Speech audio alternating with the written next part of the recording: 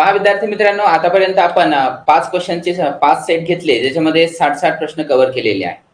परंतु आज जसा परीक्षेचा फॉर्मॅट असणार आहे त्या प्रकारे 40 प्रश्नांचा सेट घेऊन आज आम्ही आलेलो आहोत. त्यामध्ये आनंद पवार सरांनी आणि मी स्वतः तर हे प्रश्न आणलेले आहेत. त्यासाठी 40 क्वेश्चनचा सेट आहे हा, आणि अत्यंत महत्त्वाचा असा आहे. तर बघा, या प्रश्नाचा जो सेट आहे हा आपल्याला 5 एक मिनिट आपण बोलूया त्यावरती सुरू करूया. 5 प्रश्नांची म्हणजे प्रत्येकी 40 प्रश्नांचा अशी 200 MCQ ऍडिशनल आपल्याकडे अजून ऍड होणार आहे याच्यातून. हो, आरोग्य सेवक पदासाठी असेच प्रकारचे प्रश्न विचारले जाणार आहे. गुड आफ्टरनून स्मिताताई. तर सेविका आणि यांनीही ही टेस्ट आपण दिली आहे, तर हरकत नाहीये, म्हणजे पाहायला हरकत नाहीये. तर या प्रकारचे टेस्ट सिरीज सुद्धा तुमच्यासाठी लॉन्च करण्यात येत आहे लवकरच. हो, तुम्हाला जी PDF भेटणार आहे ती लवकरच तयार होत आहे, आणि जशी जशी तयार झालेली आहे तेवढे तुमच्यापर्यंत आम्ही पोहोचवण्याचं काम केलेलंच आहे. बघा, हे असे आपल्याला 5 सेट भेटणार आहे. टेस्ट सिरीज जास्त होतील, पण हे टेस्ट सिरीज प्लस त्याचा म्हणजे हे 5 सेट प्लस त्याचा अनालिसिस असे हे 200 MCQ चा सेट आपल्याकडे असेल. पॉसिबल झालं तर मोर दॅन 5 आपण घेणार आहोत. ओके, चला तर आता आपण आणखी वेळ न घेता तुमचा प्रश्नावलीकडे वळूया. डॉक्टरांनी दृष्टीदोषाच्या निराकरणासाठी वजा म्हणजे ऋण 60 सेंटीमीटर नाभी अंतर असलेला भिंग वापरण्याचा सल्ला दिला, तर त्या व्यक्तीला कुठला दृष्टी दोष असेल असं विचारलं.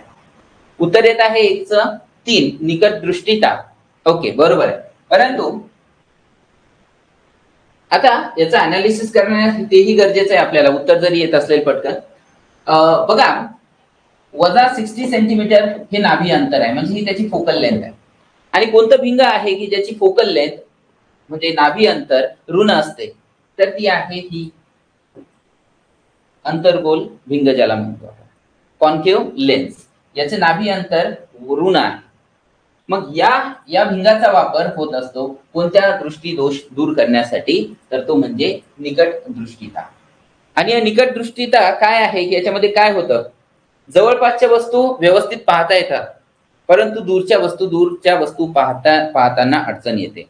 दूरच्या वस्तू स्पष्टपणे दिसत नाही.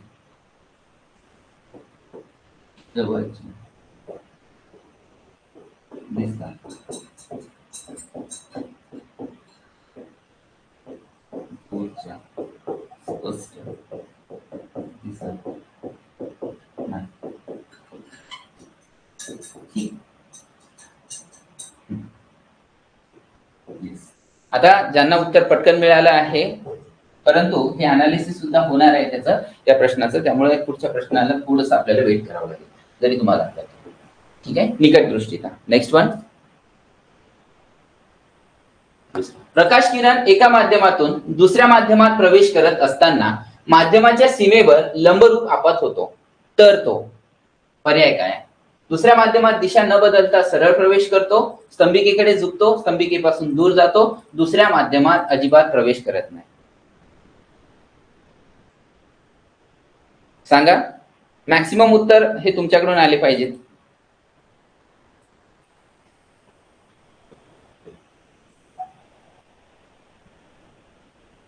ओके ओके ओके, ठीक आहे. यस, दिशा न बदलता प्रवेश करतो. जेव्हा हा एका माध्यमाच्या सीमेवरती लंबरूप पडतो या प्रकारे, म्हणजे 90 अंशाचा तो कोन करतो, त्यावेळेस तो दिशा न बदलता सरळ पुढे प्रवेश करत असतो. ठीक, अगदी बरोबर आहे. स्तंभिकेकडे केव्हा झुकतो तो? एका रेअरर मीडियम मधून डेन्सर मीडियम मध्ये जेव्हा प्रवेश करतो, एका विरल माध्यमातून एका डेन्सर मीडियम मध्ये जेव्हा येतो, तेव्हा स्तंभिकेकडे झुकतो. पुढचा प्रश्न. खालीलपैकी काय सूक्ष्मदर्शकाच्या मदतीने पाहता येत नाही? जवळील सूक्ष्म वस्तू, जीवाणू, विषाणू आणि पेशिका, की तारे? सूक्ष्मदर्शकाच्या मदतीने काय पाहता येत नाही असा प्रश्न आहे.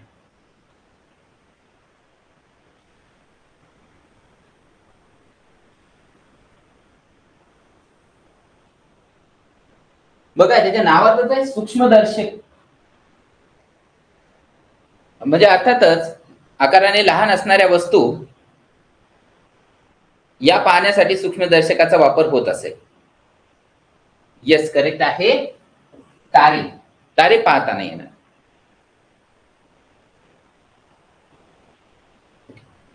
पुढील प्रश्न, जी अपॉन स्मॉल जी चे एकक काय आहे? पहा या प्रश्नाचं उत्तर करा.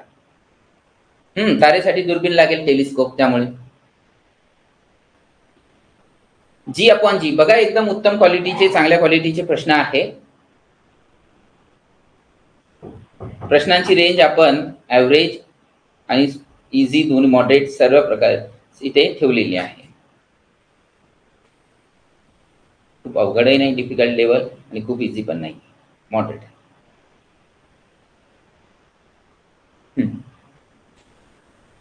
कृपया फक्त प्रश्नाचा क्रमांक आणि त्याचा पर्याय पुढे लिहा, जेणेकरून मला समजेल तुम्ही कोणत्या प्रश्नाचा आन्सर करत आहात.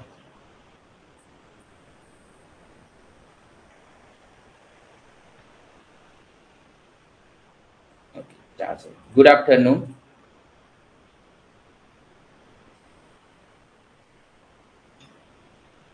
पहा, वरचा जो कॅपिटल जी आहे हा स्थिरांक आहे. प्रश्नच समजला नाही, ओके, काही हरकत नाही. कॅपिटल जी काय आहे, तर हा आपण हे पाहिलं की दोन वस्तू, ब्रह्मांडातील युनिव्हर्स मधल्या दोन वस्तू एकमेकांना एका विशिष्ट फोर्सने एकमेकाकडे अट्रॅक्ट करतील, आकर्षित करतील एका विशिष्ट बलाने. जो फोर्स कसा असतो, तर तो फोर्स असतो समानुपाती असतो दोन वस्तूच्या वस्तुमानाच्या गुणाकाराशी आणि व्यस्तानुपाती असतो त्यांच्यामध्ये असणाऱ्या अंतराच्या वर्गाशी. हे जर अंतर असेल तर आणि हा जो नियम आहे, कोणाचा नियम आहे? न्यूटनचा ग्रॅव्हिटेशनचा नियम आहे, गुरुत्वाकर्षणाचा.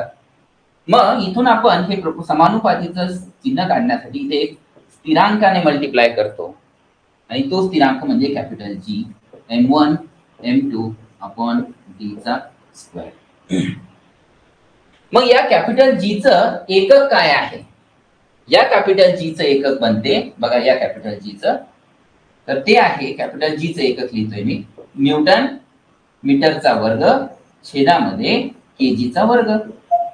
ठीक, हे एकक आहे या कॅपिटल जी चे. ओके, स्मॉल जी जो आहे ते गुरुत्वीय त्वरण म्हणतो आपण, गुरुत्वीय त्वरण. आणि गुरुत्वीय त्वरणाचं जे एकक असते ते मीटर अपॉन सेकंड स्क्वेअर हे असते. आता याचा आणि याचा रेशिओ आपल्याला विचारलेला आहे, म्हणजेच काय, कॅपिटल जी छेदामध्ये स्मॉल जी हा रेशिओ आपल्याला विचारलेला आहे.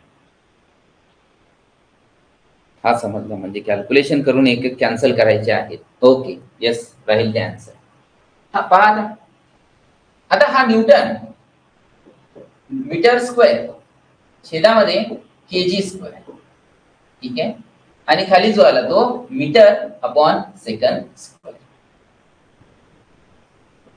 आता हा जो न्यूटन आहे, बघा न्यूटन कशाचं एकक आहे? बलाचं एकक आहे, फोर्सचा आहे. F बरोबर वस्तुमान आणि त्वरण. तर याचं SI एकक जे आहे ते न्यूटन आहे, परंतु या सूत्रावरून पहा फोर्सचं केजी आणि याचं असणार त्वरणाचं असतं मीटर पर सेकंड स्क्वेअर. ओके, त्यापासून तर बनलेला आहे आपला न्यूटन. केजी मीटर आणि छेदामध्ये सेकंदचा वर्ग यापासून बनलाय न्यूटन. ओके, मग याच्याऐवजी आपण ही इथे व्हॅल्यू लिहितोय मी, मग काय होईल ती केजी मीटर सेकंदचा वर्ग. ओके, हा न्यूटनच्या प्लेस वरती टाकला आपण, आणखी राहिला हा मीटर स्क्वेअर आणि अजूनही इथे केजी स्क्वेअर आणि छेदामध्ये मीटर पर सेकंड स्क्वेअर. आता हा मीटर पर सेकंड स्क्वेअर कॅन्सल, यातला एक केजी यातला एक केजी कॅन्सल, राहिला काय मीटर स्क्वेअर आणि छेदामध्ये राहिला फक्त केजी, आणि हे असणार आहे कॅपिटल जी छेदामध्ये स्मॉल जी चा एकक. खूप क्वालिटी क्वेश्चन आहे हा. येस सागर सर, अशाच प्रकारचे क्वालिटी क्वेश्चन तुमच्यासाठी घेऊन येणार आहोत आपण. Metre square upon KG square, कुठे आहे असा metre square upon KG square नाही, फक्त केजी. आय होप तुम्हाला याच्यातून न्यूटनचा लॉ क्लिअर झाला असेल, दोघांची एकक क्लिअर झाली असेल. एकत्रित जरी नाही विचारला तरी फक्त कॅपिटल जी च एकक विचारल्या जातं, फक्त कॅपिटल जी च.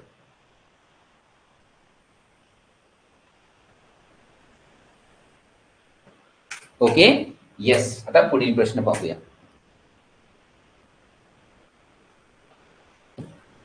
एक एसी विद्युत जनित्र एका विद्युत उपकरणाशी जोडलेले आहे.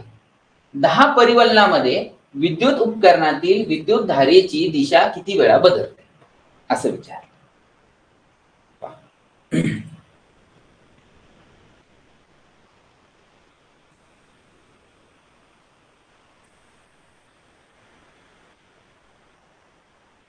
पॉवर सप्लाय बंद झाला कारणानं थोडासा अंधार पडला आहे, परंतु बोर्ड आय होप की तुम्हाला क्लिअर आहे. 10 वेळा. बर, ठीक. पहा आता अजून कोणाचं काही आन्सर असेल याविषयी तर ते सांगा.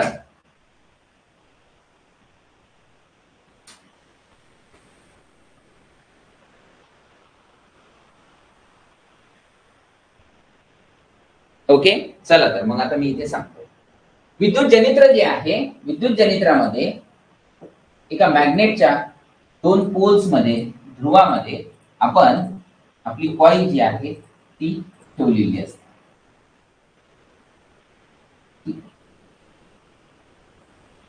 आता जेव्हा विद्युत जनित्राचं काम काय आहे, इलेक्ट्रिसिटी जनरेट करणे, विद्युत निर्मिती करणे. आता विद्युत निर्मिती होत असताना ही जी कॉईल आहे, सपोज या आयताकृती शेपची ही कॉईल जी आहे, तर हाफ रिव्हॉल्युशन मध्ये एकदा त्याच्यातला करंटची दिशा जी आहे ती बदलते. अर्ध परिवलन झालं की एकदा दिशा बदलते, पुन्हा अर्ध झालं की पुन्हा एक दिशा बदलते. म्हणजे पूर्ण एका परिवलनामध्ये करंटची जी दिशा आहे ती बदलत असते. कारण हा जनित्र कोणता आहे, एसी आहे, अल्टरनेटिंग करंट आहे.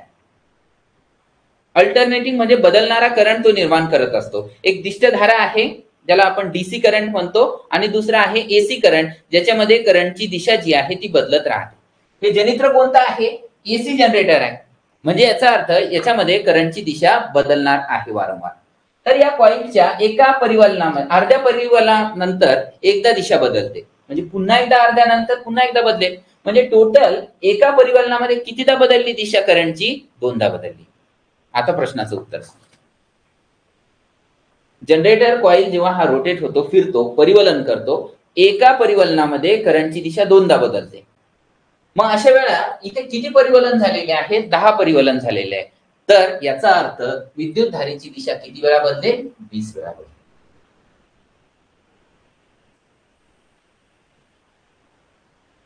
ओके, लक्षात घ्या.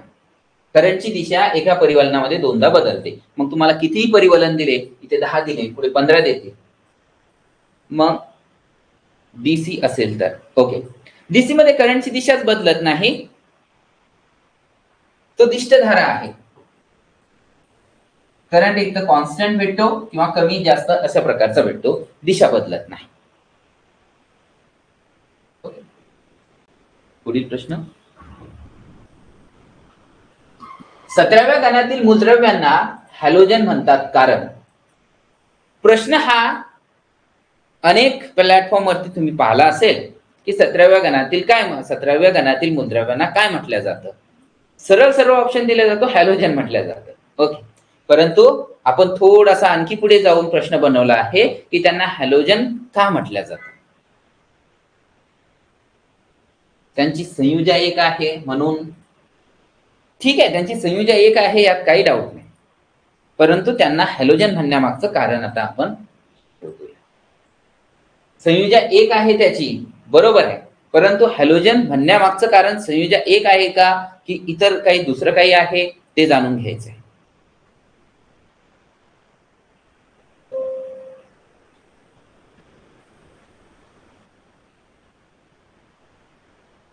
ते धातू करणारे आहे, धातुकी तयार करणारे आहे. विद्यार्थी मित्रांनो, जर आपल्याला 17व्या गणातील काही मूलद्रव्यांची नावं आठवत असतील, क्लोरीन, फ्लोरीन, ब्रोमीन, आयोडीन या प्रकारची, हे 17व्या गणातील आहे. यांच्या सगळ्यात बाह्यतम कक्षेमध्ये 7 इलेक्ट्रॉन्स आहेत. यांची संयोजा 1 आहे आणि हे अधातू आहे. हे आपल्याला त्याच्याविषयी माहिती मिळाली. ठीक. मग आता एखादा आपण 17व्या गणातील मूलद्रव्य घेऊया, जसा की क्लोरीन. ओके. आणि हा क्लोरीन जेव्हा एखाद्या धातू सोबत रिॲक्ट होतो, आणि एक्झाम्पल म्हणून धातू घेतला आपण सोडियम. मग हा एक धातू आहे. ओके.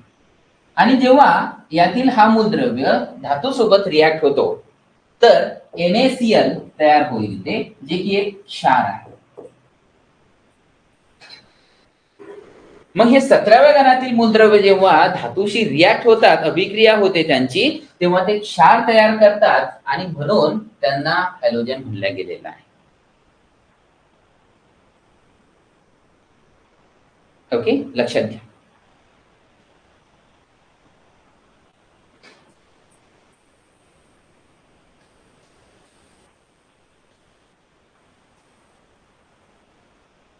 ओके, पुढील प्रश्न.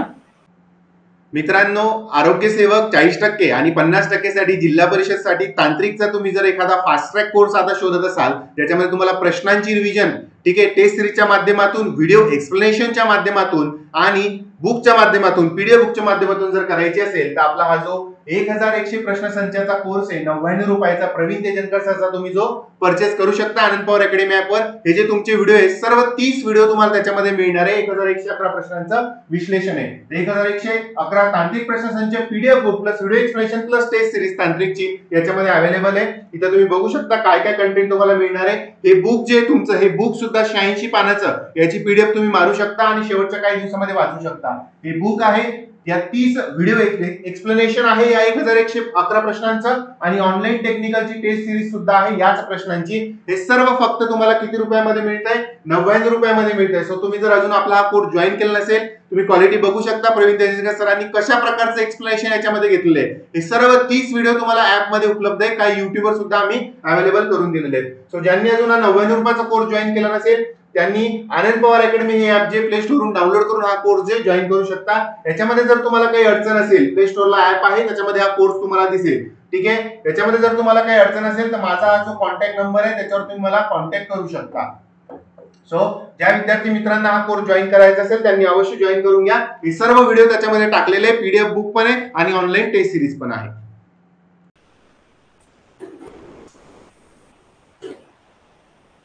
खालीलपैकी वेगळा घटक ओळखायचा आहे आपल्याला. हिमॅटाइट, सिडेराइट, मॅग्नेटाइट, बॉक्साइट.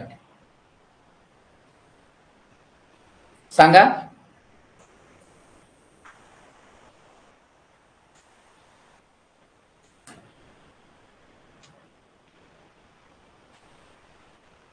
ओके, या प्रश्नाचं उत्तर करता येईल तुम्हाला.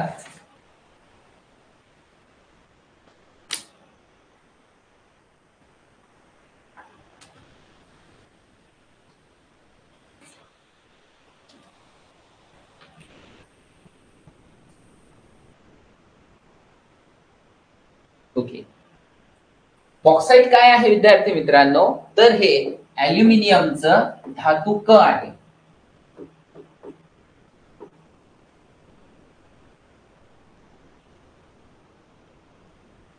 ओके. बाकीचे हिमॅटाइट, सिडेराइट आणि मॅग्नेटाइट कोणाचे धातुके आहेत सांगता येईल का? हिमॅटाइट, सिडेराइट आणि मॅग्नेटाइट धातुके आहेत, पण कोणाचे आहेत?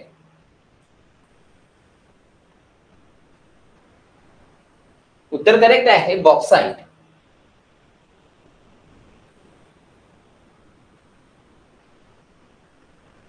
नाही, आणखी हिमॅटाइट, सिडेराइट आणि मॅग्नेटाइट मध्ये काहीतरी साम्यता आहे. ती साम्यता काय ही ओळखून उत्तर करायचं आहे.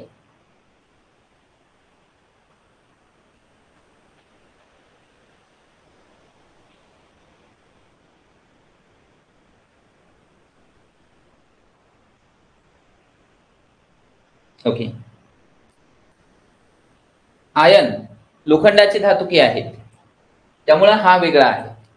ओके, जो की अल्युमिनियमचा धातुक आहे बॉक्साईट म्हणून वेगळा. ओके. सुवर्ण पारद संमिश्राचा उपयोग रिकाम्या जागाच्या निष्कर्षणासाठी होतो.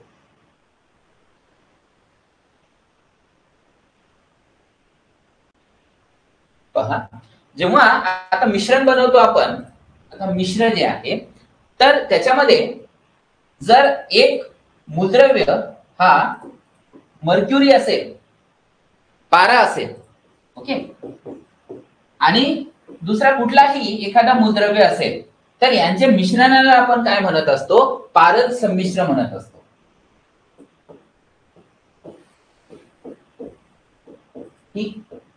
पारद संमिश्र. किंवा जर एक पारा आणि दुसरा जर असेल कुठलाही घटक, तर यांचं मिश्रण पारद संमिश्र असते.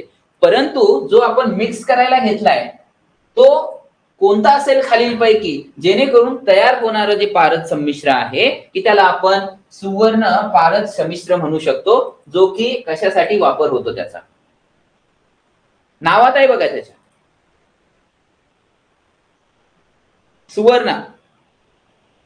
सुवर्ण पारद संमिश्राचा उपयोग. सुवर्ण हा शब्द काय सांगतो आपल्याला? सोने सांगतो, सोने. ओके, तर सोन्याच्या एक्स्ट्रॅक्शन साठी, निष्करणासाठी यूज होतो काय? तर हा सुवर्ण पारद संमिश्र. म्हणून उत्तर आहे क्रमांक 2, 8चं 2. येस. ओके, मग इथे जर हे सोने घेतलं असेल तर ते सुवर्ण पारद संमिश्र असं बनते. ठीक. Next one. C6H14 सहसंयोज बंधाची संख्या किती आहे? हा जो आपल्याला घटक दिलेला आहे, संयुग दिलेला आहे C6H14, तर याच्यामध्ये सहसंयोज बंधाची संख्या किती आहे हे विचारले.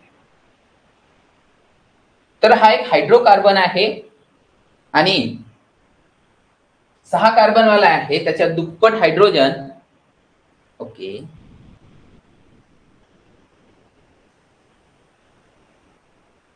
ओके, तुमचे उत्तर सांगा. कोण आहे हा? हा अल्केन फॅमिलीतला कोणता मेंबर आहे हे सांगा. अल्केन या गटाचा हा कोणता मेंबर आहे, त्याचं नाव सांगाल का तुम्ही? 6 कार्बनचा हा आहे हेक्सेन. हा एक हायड्रोकार्बन आहे अल्केन फॅमिलीचा. याच्यामध्ये सहसंयोज बंधाची संख्या ओळखायची आपल्याला. आता याचं सूत्र जर आपण काढलं, रेणू सूत्र, तर 6 कार्बन याच्यामध्ये एकेरी बंध असतो.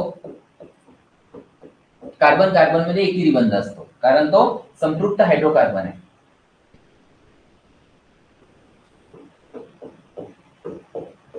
ठीक. 1 2 3 4 5 6 कार्बन हेक्सेन, AN, सागर. राहिल्या ठिकाणी हायड्रोजन जोडायचे.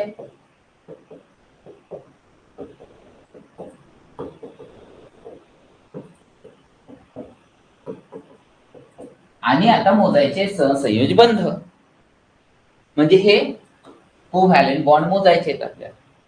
पहा, 1 2 3 4 5 6 7 8 9 10 11 12 13 14 15 16 17 18 19. 19 आहे. 9चं 1. बंध मोजायचे आपल्याला. पहा, हे कार्बन कार्बन मध्ये असणारे, कार्बन हायड्रोजन मध्ये असणारे सहसंयोज बंध विचारले आपल्याला. प्रश्न फक्त सहसंयोज बंध असंच विचारलं, त्यामुळे सगळे मोजायचे आहेत आपल्याला. या लाईन्स म्हणजे सहसंयोज बंध आहेत, हे कोव्हॅलेंट बॉन्ड. यांची संख्या मोजायची आहे आणि ती भरत आहे 19, म्हणून 3 करेक्ट आहे. ओके, आपल्याला याच्यात कष्ट फक्त एवढं घ्यायचं की त्याचं जर नाव माहित असेल, सूत्र माहित असेल, त्याची रचना आपण करणार रेणू सूत्राची आणि फक्त कोव्हॅलेंट बॉन्डची संख्या मोजणार आहे. इझी आहे. व्हिटॅमिन ए चे रासायनिक नाव.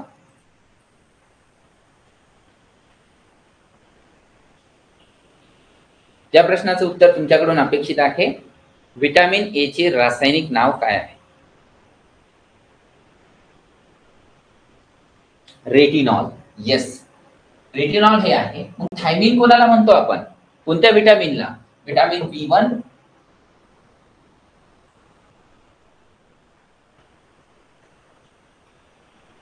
कॅल्सिफेरॉल कोणत्या व्हिटॅमिनला म्हणतो सांगाल? कॅल्सिफेरॉल कोणत्या व्हिटॅमिनला, जीवनसत्वाला म्हणतो आपण?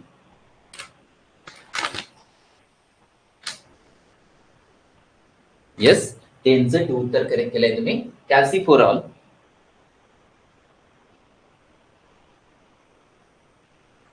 D D vitamin D, calciferol. पुढील क्वेश्चन. जेव्हा एका जनक पेशीचे विभाजन होऊन 2 जन्य पेशी तयार होतात त्याला पेशीचे रिकामी जागा विभाजन म्हणतात. Question number 11.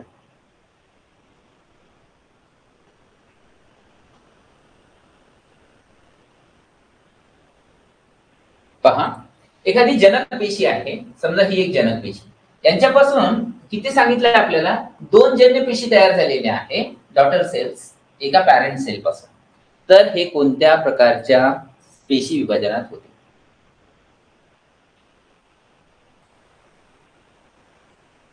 इलेव्हनचं 2.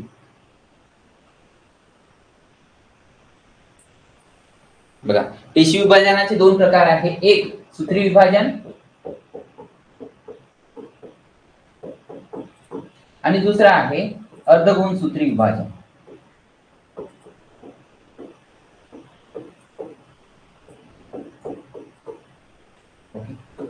याला आपण मायटोसिस, याला मियोसिस म्हणतो. ज्याच्यामध्ये एकापासून 2 पेशी तयार होतात तर त्या म्हणजे मायटोसिस, त्याला सूत्री विभाजन म्हणतो. आणि ज्यामध्ये एकाच पेशीपासून आधी दोन जन्य पेशी आणि मग त्या प्रत्येकीपासून अजून 2 अशा एकूण 4 पेशी जन्य पेशी तयार होत असतील तर तो म्हणजे हा प्रकार आहे अर्धगुणसूत्री पद्धतीचा, मियोसिस. मग इथे एका पेशीपासून 4 पेशी तयार झालेल्या आहे, ती अर्धगुणसूत्री पद्धत. आणि जिथे एकापासून 2 तयार होतात ती कोणती? मग 11चं 1 सूत्री पद्धत. ओके. हा, एटीपीच्या एका मोल मधून किती ऊर्जा मिळते? शरीरामध्ये जी ऊर्जा निर्मिती होत असते सजीवांच्या, ती एटीपीच्या स्वरूपात होत असते. त्याला आपण अडिनोसाइन ट्रायफॉस्फेट म्हणतो. ओके. आपण हे प्रश्न खूप वारंवार रिपीट केले असतील की प्रोटीनच्या 1 ग्रॅम पासून किती ऊर्जा मिळते, मेदाच्या, फॅटच्या 1 ग्रॅम पासून किती भेटते, किंवा कार्बोहायड्रेटच्या किती भेटते, हे आपण पाहिलं असेल. पण इथे एटीपी, जी आपल्याला एटीपी मिळत आहे, त्या एका एटीपी पासून किती मोल ऊर्जा भेटते, हा प्रश्न आहे पहा. आणि प्रश्न नवीन आहे.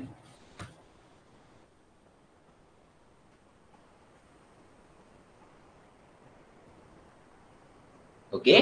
आणि प्रश्नाचं उत्तर आहे 7.3 किलो कॅलरी. नोट करा याला, 7.3 किलो कॅलरी असं उत्तर आहे. इम्पॉर्टंट क्वेश्चन आहे. ओके. मानवीय प्रजननात अंडपेशीचे फलन रिकामी जागामध्ये होते. ओके. ओके.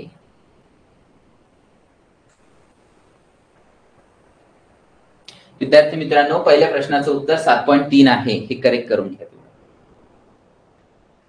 आता 13 वरती येऊ.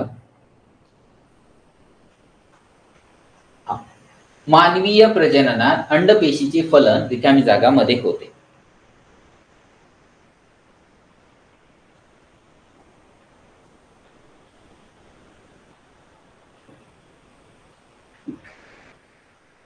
हे आहे अंडाशय.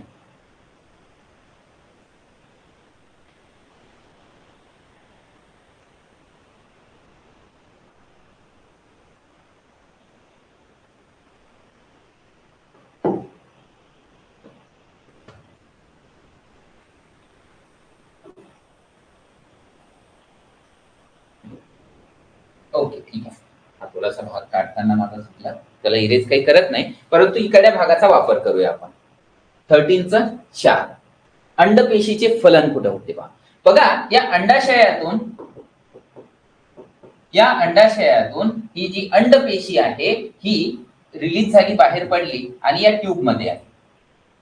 तर या नलिकेला आपण काय म्हणत असतो? ही आहे अंडनलिका. ठीक आहे. आणि इथे जी अंडपेशी आलेली आहे तर त्याला या योनी युटेरस म्हणजे गर्भाशय त्या मार्गे आलेला स्पर्म जो आहे शुक्र इथे येऊन त्याला तो भेटतो या अंडपेशीला आणि तिथे एकमेकां फ्युजन त्याचं होत असते, युनियन होते आणि त्या प्रक्रियेला आपण म्हणत असतो त्याचं फलन होणे. जिथे अंडपेशी आणि जो स्पर्म आहे शुक्रपेशी भेटते त्याला आपण फलन म्हणतो, जिथे युग्मनस तयार होतो. आणि कुठं होत आहे विद्यार्थी मित्रांनो? हे अंडनलिकेत होत आहे. त्यामुळे हा प्रश्न फॅलोपियन ट्यूब त्याला इंग्लिशमध्ये म्हणतो किंवा ओव्हिडक्ट सुद्धा म्हणतात दुसरं नाव, आणि आपलं मराठीतलं अंडनलिका हे नाव आहे. प्रश्न खूप इम्पॉर्टंट आहे हा. तर हे फलन कुठं होते? तर अंडनलिकेमध्ये होते, म्हणजे तिथे अंडपेशी आणि शुक्रपेशी येऊन भेटते अंडनलिकेत. ओके, सो उत्तर अंडनलिका आहे, लक्षात ठेवा. भ्रूणाचं रोपण गर्भाशयात होते.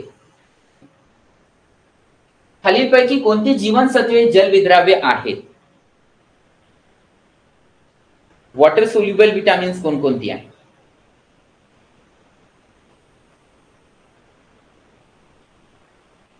सांगा पटकन. बी नाही, के नाही, C B C. Yes, B C, B आणि सी. ओके, आणि बाकीचे जे आहे ते okay no problem. Yes, correct आहे. बाकीचे फॅट सोल्युबल आहेत, मेद विद्राव्य त्याला म्हणतो आपण. इलेक्ट्रॉन वहन साखळी खालीलपैकी कशामध्ये राबवली जाते? पहा, ऊर्जा निर्मिती 3 स्टेप मध्ये होते. पहिलं ग्लुकोजचं विघटन, दुसरी म्हणजे क्रेब्स सायकल आणि तिसरं आहे इलेक्ट्रॉन ट्रान्सफर चेन, ज्याला इलेक्ट्रॉन वहन साखळी म्हणतो. तर पहिलं जे आहे ग्लुकोजचं विघटन ते पेशीच्या सायटोप्लाझम मध्ये होत असते, त्याला आपण पेशी द्रव्य म्हणतो. हे सायटोप्लाझम, इथे ग्लायकोलिसिस होते, ग्लुकोजचं विघटन. राहिल्या 2 स्टेप्स आहे म्हणजे क्रेब्स सायकल आणि इलेक्ट्रॉन वहन साखळी. ही कशामध्ये होते? तर तंतुकणिकेमध्ये होते. तंतुकणिका, मायटोकॉन्ड्रिया ज्याला म्हणतो आपण. ठीक. Okay, next question. खालीलपैकी कोणते भिंगाच्या शक्तीचे एकक आहे? प्रश्न इझी आहे, पटकन आन्सर करून टाका. 15चं नाही, 15चा तंतुकणिका आहे बघा. ग्लुकोजचं विघटन पेशी द्रव्यात होते. 16. खालीलपैकी कोणते भिंगाच्या शक्तीचे एसआय एकक आहे? 16चं 3 डायोप्टर, अगदी करेक्ट आहे. ठीक. Next question. पेशी विभाजनाचा योग्य क्रम निवडायचा आहे आपल्याला. पेशी विभाजन जे होते त्याचा योग्य क्रम निवडायचा. ओके, याच्यात सांगा पटकन.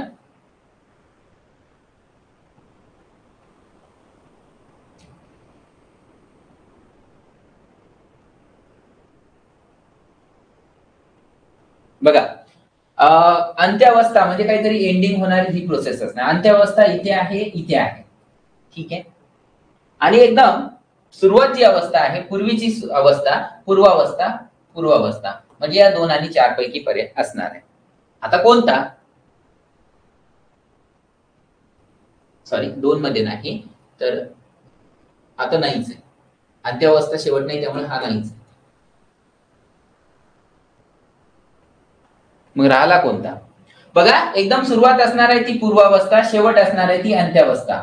बर, मग आता मधल्या जो 2 स्टेप्स आहेत तेवढे भरायचे आहे फक्त, की मध्यावस्था आणि पश्चावस्था. 4 क्रमांक करेक्ट आहे. स्त्री केसरचे दल काय दर्शवतात? स्त्री केसरचे दल काय दाखवतात? हे जायांग. हा उमंग जो आहे तो पुकेसर आहे. रिकामी जागा हा दिवस जैवविविधता दिवस म्हणून साजरा केला जातो. प्रश्न इझी आहे, पटकन करा. 19 नंबरचा क्वेश्चन.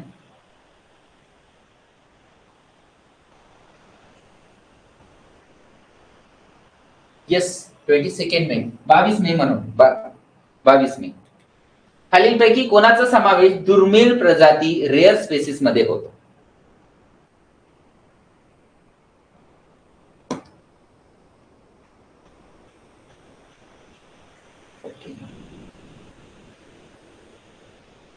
चा काही प्रॉब्लेम आहे? 19चा हा आहे करेक्ट, 22 मे.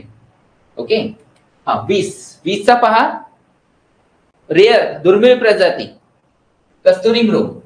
हा प्रश्न बऱ्याचदा रिपीट झालाय आपण घेतलेल्या सेशन्स पैकी. पेयाची निर्मिती सफरचंदाची किण्वन करून करतात. कोणतं पेय आहे जे सफरचंदाच्या पासून मिळवले जातं? किंवा त्या पेयाचं नाव काय? वाईन, कॉफी, कोको आणि सिडार यापैकी. Yes, okay. 20चं 4 आहे, नो डाऊट. 21 मध्ये या. 21 सिडार. सिडार हे ऍपल सफरचंदाचं किण्वन करून मिळवतात हे पेय. ही एक वाईनच आहे, फक्त ऍपल पासून मिळवली जाते. खालीलपैकी कोणती अणुअंकाची जोडी ही अल्कधातूची आहे? अल्कधातूची जोडी ओळखायची आपल्याला. अल्कधातू कोणता गण आहे? पहिला गण आहे विद्यार्थी मित्रांनो, आधुनिक आवर्त सारणीतला. आणि त्याच्यामध्ये कोण कोण आहे? Hydrogen, lithium, sodium, potassium, rubidium.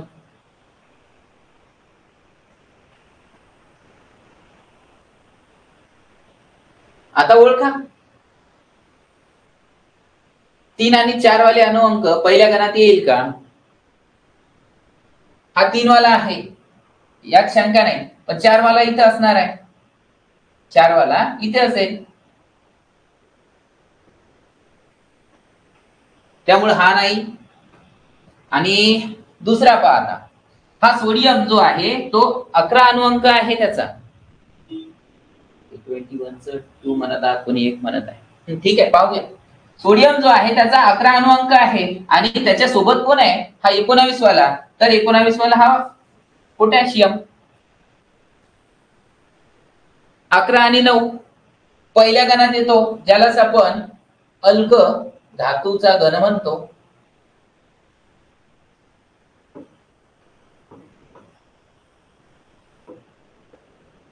पहिल्या गणाला. मग आता क्लिअर झालं असेल. सोडियम आणि पोटॅशियम म्हणजे 11 आणि 19 वाला. हा सोडियम, हा पोटॅशियम, आणि ही ती जोडी आहे जी अल्कधातूची जोडी आहे. Okay,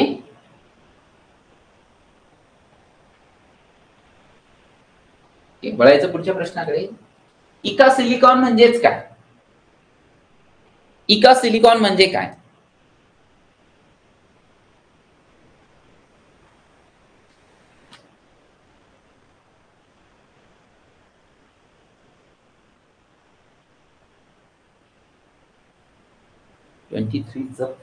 germanium. Okay, yes. इका सिलिकॉन ज्याला आपण जर्मेनियम म्हणतो. इका बोरॉन स्कॅन्डियम आहे. इका ॲल्युमिनियम, इका बोरॉन स्कॅन्डियमला म्हटलं होतं आपण. इका ॲल्युमिनियम, त्याला आपण गॅलियम नाव दिलं आहे. आणि जो तिसरा आहे इका सिलिकॉन म्हणजे जर्मेनियम. ओके, पुढील प्रश्न. सामान्यतः अंडमोचन रिकामी जागा घडते.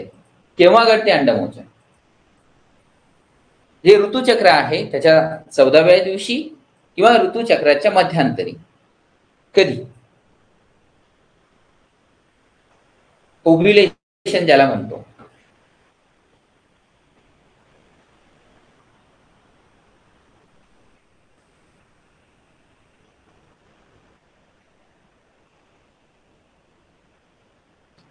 अ आणि ब. बघा 14व्या दिवशी आहे, यात शंका नाही. परंतु ब पर्याय सुद्धा पहा, तिथे 1 आणि 2, इथे 1 आणि 4 म्हणायचं होतं. 1 आणि 2.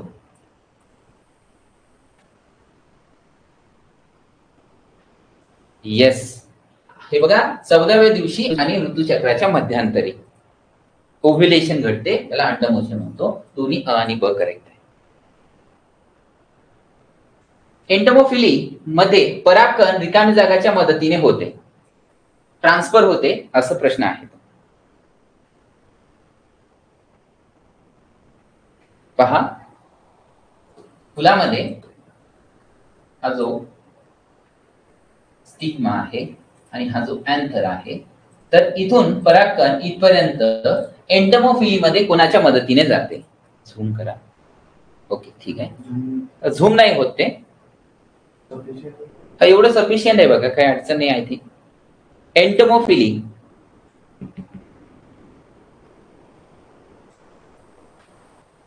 थ्री, यस, कीटकाच्या मदतीने होते एंटमोफिली. ओके, ही साईज लहान वाटते का तुम्हाला?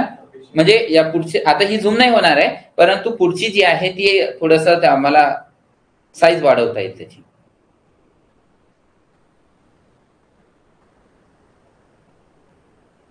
ओके, लहान आहे का?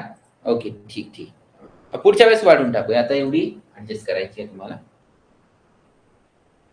गर्भाशयात भ्रूणाचे रोपण होण्यासाठी गर्भाशयाच्या अंतःस्तराची जाडी कमी होते, थोडी मोठी करा. ओके, कमी होते, तीच राहते, वाढते, आधी वाढते मग तेवढीच राहते.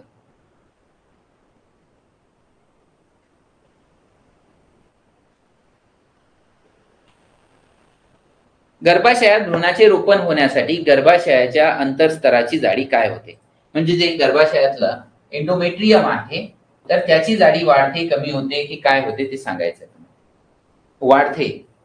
यस, बरोबर आहे, कारण तिथे भ्रूणाचं रोपण होणार असते आणि या भ्रूणाला तिथे रोपण होण्यासाठी अधिक पोषण असणाऱ्या पेशींची निर्मिती होणं गरजेची असते. आणि ही पेशीची निर्मिती जेव्हा होते, कोणत्या संप्रेरकाच्या प्रभावाखाली? इस्ट्रोजेन आणि प्रोजेस्टेरॉनच्या प्रभावाखाली इथे याची जी जाडी आहे ती वाढते. त्यामुळं वाढते हे करेक्ट आन्सर आहे. तेवढी राहत नाही ती, त्यानंतर वाढते हे आन्सर करेक्ट आहे. पेनिसिलिन हे प्रतिजैविक कोणी शोधले? 26 नंबरचा क्वेश्चन जो आहे. पेनिसिलिन हे प्रतिजैविक कोणी शोधले?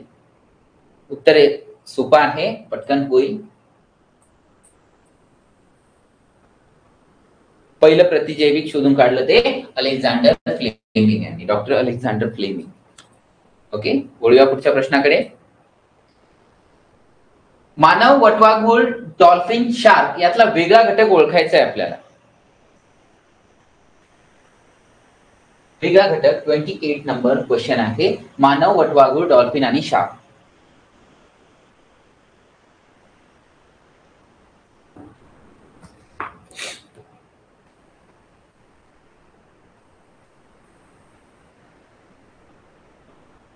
शार्क. आणि का शार्क? उत्तर करेक्ट आहे.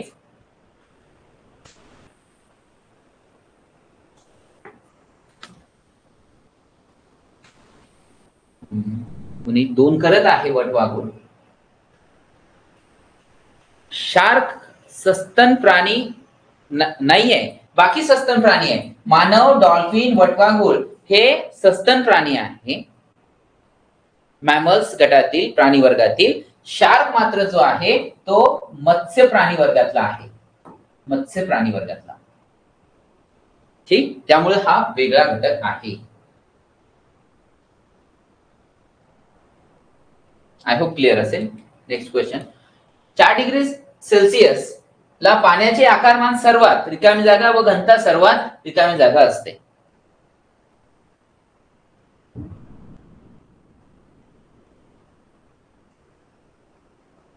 प्राणी वर्ग दोन आहे, ते वेगळं काढण्यासाठी आपल्याला एक मत्स्य प्राणी वर्ग आणि दुसरा जो आहे तो सस्तन प्राणी वर्ग. पहा, 2 ब्लँक्स भरायचे आहे आपल्याला. 4 डिग्री सेल्सिअसला पाण्याचे आकारमान सर्वात 0 to 4, 0 डिग्री सेल्सिअस ते 4 डिग्री सेल्सिअस पर्यंत पाण्याचं असंगत आचरण आठवा. हो, नक्की नक्की नक्की, पीडीएफ मिळून जाईल. पाण्याचं असंगत आचरण आठवा विद्यार्थी मित्रांनो. 0 पासून 4 पर्यंत पाण्याचं आकुंचन होत जाते, म्हणजे 1 ला थोडा आकुंचन होईल म्हणजे कमी होईल, अजून 2 ला गेल्यानंतर अजून आकुंचन पावेल त्याचं, असं करत 4 ला आकुंचन पावेल म्हणजे आकार लहान होत चालला 4 डिग्री सेल्सिअस पर्यंत. 4ला पोहोचला त्यानंतर तापमान वाढवलं की आकार आणखी वाढत जातो. म्हणजे 4ला याचं जे आकारमान आहे ते सर्वात कमी आहे. ओके, मग कमी पहिला कुठे? इथे आहे, इथे आहे, बाकीचे सोडूनच आहे. आणि जिथे आकारमान सगळ्यात कमी असतं तिथं घनता जास्त असते. कारण घनताचं सूत्र जे आहे ते वस्तुमान आणि छेदामध्ये आकारमान हे आहे. मग विद्यार्थी मित्रांनो, जिथे आकारमान सगळ्यात कमी तिथे घनता सगळ्यात जास्त. ओके, म्हणजे कमी आणि जास्त पर्याय क्रमांक 4 करेक्ट आहे. ओके, आय होप क्लिअर झालं असेल. पाण्याचं आकुंचन होत जाते 0 डिग्री सेल्सिअस पासून तर 4 डिग्री सेल्सिअस पर्यंत. 4ला त्याचं आकारमान सगळ्यात कमी असणार आहे. ते स्वच्छ धूर विरहित इंधन आहे. कोणतं? ते स्वच्छ धूर विरहित इंधन आहे. कोणतं आहे? इथेनॉल. Okay, next question. खालीलपैकी कोणत्या वायूचा उपयोग मेद आणि तेलयुक्त पदार्थांना साठवून ठेवण्यासाठी करण्यात येतो?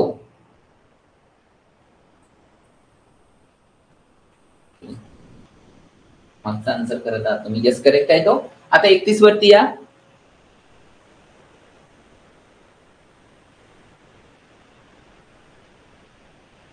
याचं उत्तर 31 नंबरच्या प्रश्नाचं उत्तर करायचं आपल्याला.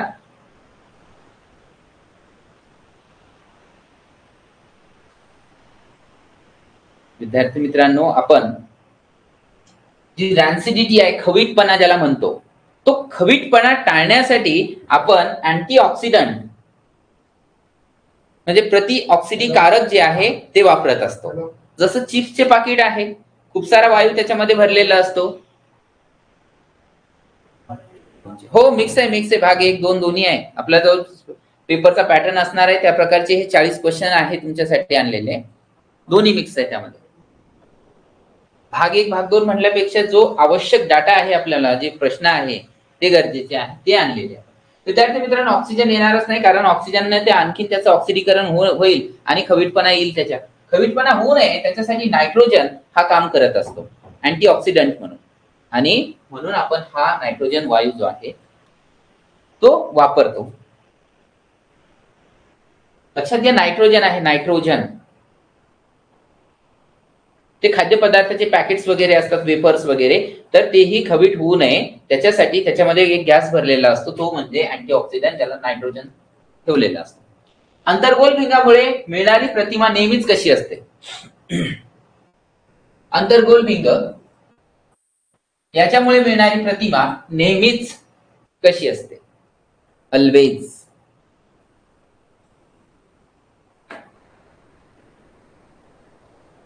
याच्यामध्ये मिळणारी प्रतिमा विद्यार्थी मित्रांनो आकाराने लहान असते. दुसरी गोष्ट, ती आभासी असते.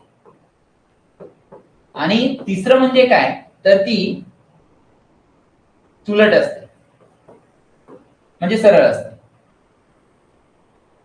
नक्की मिळेल तुम्हाला. याच प्रकारच्या प्रश्न पत्रिका सुद्धा आपण तयार केलेल्या आहे तुमच्या टेस्ट सिरीज साठी. तर आता सांगा विद्यार्थी मित्रांनो, ही वैशिष्ट्ये आहे अंतर्गोल भिंगामुळे मिळणाऱ्या प्रतिमेची. 3 वैशिष्ट्ये तुमच्या समोर आहे, लक्षात ठेवा. नेहमी लहान असेल, आभासी असेल आणि सुलट असेल. मग आता जाऊया आपण पर्यायाकडे. उलट व आभासी नाही, कारण ती सुलट असते. सुलट व वास्तव नाही, कारण ती वास्तव नसते, आभासी असते. आता जाऊया आपण तिसऱ्या पर्यायाकडे, लहान व आभासी. येस, या दोन्ही कंडिशन सॅटिस्फाय होत आहे या पर्यायातून, म्हणून हा करेक्ट आहे. ठीक, पुढचा प्रश्न. कार्बनचे इलेक्ट्रॉनिक स्वरूपन काय आहे? हा कार्बन हे त्याचा अणुअंक आहे 6, अणुवस्तुमानांक 12, म्हणजे 6 अणुवस्तुमानांक, याचा अर्थ त्याच्याकडे 6 इलेक्ट्रॉन्स आहे. तर पहिल्या कक्षेमध्ये 2 इलेक्ट्रॉन्स, दुसऱ्या कक्षेमध्ये 4 इलेक्ट्रॉन्स. 1 2 3 4. मग इलेक्ट्रॉनिक स्वरूपन कसं होईल? पहिल्यामध्ये 2, दुसऱ्यामध्ये 4. कुठे आहे असं पर्याय? नाही, 2 6. पर्याय 1 म्हणजे 2 6 होईल. पहा, आता तुमच्या समोर स्ट्रक्चर सुद्धा ड्रॉ केलेलं आहे. आणि आता हे उत्तर तुमचं चुकायलाच नको.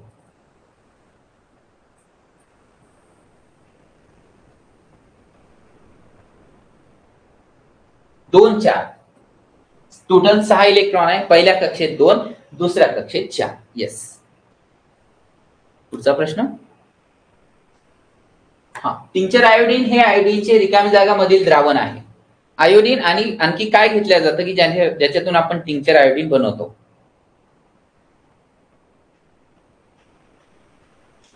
अल्कोहोल असते विद्यार्थ्यांना. आयोडीन प्लस अल्कोहोल, त्याला आपण टिंचर आयोडीन म्हणतो. मानवी शरीरातील सर्वात मोठी ग्रंथी कोणती आहे? मानवी शरीरातील सर्वात मोठी ग्रंथी कोणती आहे? 32 4 आहे 32 सॉरी 34. यकृत, लिव्हर ही सगळ्यात मोठी ग्रंथी आहे. 35 आहे. सगळ्यांचा आन्सर करेक्ट आला. विटामिन B च्या कमतरतेमुळे होणारा आजार कोणता आहे? विटामिन B1 मुर्दूस, रातआंधळेपणा, स्कर्वी. हा विटामिन C च्या कमतरतेमुळे होणारा आजार आहे स्कर्वी, C. ओके. हा विटामिन A रेटिनॉल. हा जो आहे विटामिन D च्या कमतरतेमुळे होणारा मुर्दूस, रॅकेट्स. आणि राहिला तो बेरी विटामिन B1 च्या कमतरतेमुळे. येस, म्हणजे उत्तर आहे. पुढील प्रश्न. योग्य विधान निवडायचं आहे आपल्याला. ब्रोमीन हा पदार्थ द्रव अवस्थेत लिक्विड असतो. हेलियमच्या बाह्य कक्षेत 2 इलेक्ट्रॉन आहे परंतु त्याची संयुजा 0 आहे. ग्राफाइट हा विजेचा सुवाहक आहे.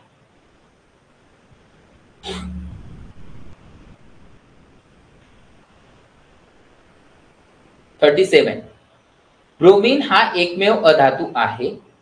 नक्की पीडीएफ भेटणार आहे. आन्सर बरोबर. ओके. ही ग्रुपवरती इव्हन अपलोड करण्यात आलेली आहे, त्याबद्दल डोंट वरी, काळजी करू नका. ब्रोमीन हा एकमेव अधातू आहे विद्यार्थी मित्रांनो जो लिक्विड अवस्थेत आढळतो. नेक्स्ट. हेलियमच्या बाह्यतम कक्षेत 2 इलेक्ट्रॉन आहे कारण त्याच्याकडे 2च इलेक्ट्रॉन आहे. आणि बाह्यतम कक्षा आणि पहिली कक्षा त्याची एकच आहे. आणि त्याची व्हॅलेन्सी संयुजा जी आहे ती 0 आहे, ते पण करेक्ट आहे. आणि ग्राफाइट जो आहे तो विजेचा सुवाहक आहे. पेन्सिल मध्ये असणारी जी लीड आहे काळी ती ग्राफाइटची आहे, जो की एक सुवाहक आहे, म्हणजे त्याच्यातून करंट फ्लो होतो. तीनही कंडिशन बरोबर आहे, वरीलपैकी सर्व करेक्ट आहे. 38. या पेशी शरीरातील इतर 220 प्रकारच्या पेशींना जन्म देतात. कोणत्या पेशी आहेत?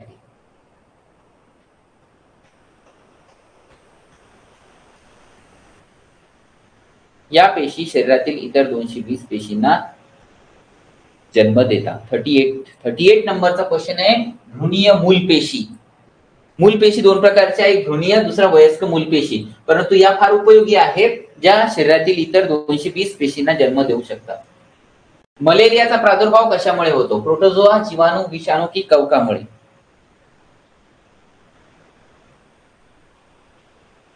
आवाज नाही. मलेरियाचा प्रादुर्भाव कशामुळे होतो?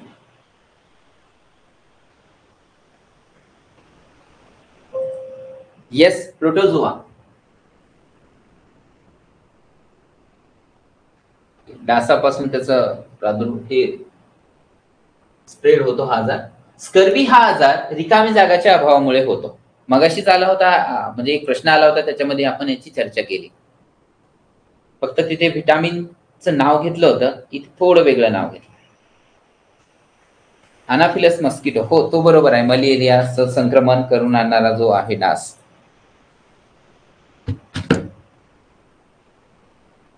येस, अगदी बरोबर आहे. ऍस्कॉर्बिक ऍसिड, ज्याला आपण व्हिटॅमिन सी सुद्धा म्हणतो, आणि त्याच्या कमतरतेमुळे होणारा आजार आहे ब्लिडिंग ऑफ गम्स वगैरे येणार. आणि ज्याची तीव्रता जर जास्त वाढली तर इव्हन डेथ पण होते, मृत्यू पण होतो. असा आजार आहे स्कर्वी. सायट्रस फ्रूट जे आहे, मोसंबी, संत्री, लेमन, याच्यापासून आपल्याला व्हिटॅमिन सी मिळत असते. हा सोर्स आहे. ओके स्टुडंट्स, या प्रकारे ह्या 40 क्वेश्चन आपण संपवलेले आहे. तुम्हाला कसे वाटले हे प्रश्न, त्याबद्दल तुम्ही उत्तर कमेंट करून सांगायचं आहे. तर अत्यंत क्वालिटीचे प्रश्न तुमच्यासाठी आपण हे सेट घेऊन आलेलो आहोत. विशेष लक्ष घालून आनंद सरांनी हे बनवले आहेत बघा. ओके, पीडीएफ भेटेल. पीडीएफ ऑलरेडी ग्रुपवरती दिलेली आहे. पीडीएफ ऑलरेडी दिली ग्रुपवरती, तुम्ही जॉईनला असाल ग्रुपला. नसेल तर माझा नंबर आहे त्यावरती एक मेसेज करा फक्त हायचा, मी त्याच्यावरती देऊन टाकतो तुम्हाला पर्सनली. हो, मेसेज करा म्हणजे तुम्ही जर ग्रुपला ऍड नसाल तर जेणेकरून ऍड करता येईल. आजचे क्वेश्चन असे वाटत होते की जसे एक्झाम हॉलमध्ये बसलोय आणि अशीच क्वेश्चन पेपर अपेक्षित आहे. येस सागर सर, एक्झॅक्टली आपण असेच प्रकारचे प्रश्न घेऊन येणार आहोत तुमच्यासाठी. बुक बनवून पाठवा. विद्यार्थी मित्रांनो, आपण इतर ठिकाणचं कॉपी पेस्ट मटेरियल करत नाहीये बघा. लेवल ही फारही डिफिकल्ट असणार आहे. भूलथापा देण्याचे प्रयत्न आपल्याकडून होत नाही की अवघड प्रश्न तुमच्या समोर मांडायचे किंवा फार सोपे मांडून खूप सोपं आहे असं सांगायचं. या प्रकार आपल्याकडून या आपल्या टीम कडून कधी झाला नाही यापूर्वी आणि होणार नाही. ओके, संतोष सर प्लीज या नंबरवरती तुम्ही मेसेज करा बघा. तो नंबर तुमचा ग्रुपही ऍड करता येईल आणि पीडीएफ सुद्धा देता येईल. राहिलेले असतील तर त्याही देता येईल तुम्हाला.